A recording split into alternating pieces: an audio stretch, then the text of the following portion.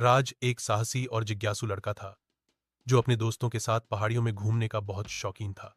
एक दिन जब वह अपने दादा की पुरानी किताबों की अलमारी में कुछ ढूंढ रहा था तो उसे एक पुराना पीले रंग का नक्शा मिला। नक्शे पर एक गुफा दिखाई गई थी और उसके नीचे लिखा था, जहां सूरज छिपता है वहीं छिपा है खजाना।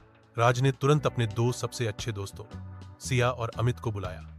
तीनों ने नक्शा ध्यान से देखा और तय किया कि वे अगले दिन सुबह इस गुफा की तलाश में निकलेंगे। अगली सुबह तीनों दोस्त एक बैग में जरूरी सामान भरकर जंगल की ओर रवाना हो गए। नक्शे के अनुसार उन्हें काली पहाड़ी तक पहुंचना था, जहां वो रहस्यमयी गुफा थी। रास्ता आसान नहीं था, उन्हें नदी पार करनी पड़ी, कांटों से भरी झाड़ियों से गुजरना पड़ा और एक बार तो एक जंगली सुअर से भी सामना हो गया, लेकिन उनकी हिम्मत कम नहीं हुई। दिन ढलते ढलते वे काली पहाड़ी के पास पहुंच गए। गुफा का द्वार छुपा हुआ था। राज ने ध्यान से नक्शे का कोना देखा और एक खास चट्टान की ओर इशारा किया।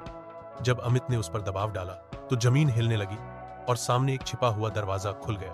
अंदर घुसते ही उन्हें एक लंबा अंधेरा गलियारा दिखा। टॉर्च की रोशनी में उन्होंने देखा कि दीवारों पर अजीब चित्र बने हुए थे, जैसे किसी पुराने राजा की कहानियां। अंत में वे एक बड़े कमरे में पहुंचे, जहां बीच में एक चमकदार बक्सा रखा था। बक्से के ऊपर एक पहेली लिखी थी, जो सच्चा हो वही खोले द्वार, झूठ बोले तो हो सब कुछ बेकार। राज ने जवाब दिया, सत्य। बक्सा खुल गया। अंदर एक सोने की तलवार, कुछ पुराने सिक्के और एक डायरी थी। डायरी में उस राजा की कहानी थी जिसने यह खजाना यहां छुपाया था ताकि वह गलत लोगों के हाथ ना लगे। तीनों दोस्त खजाना लेकर घर लौटे।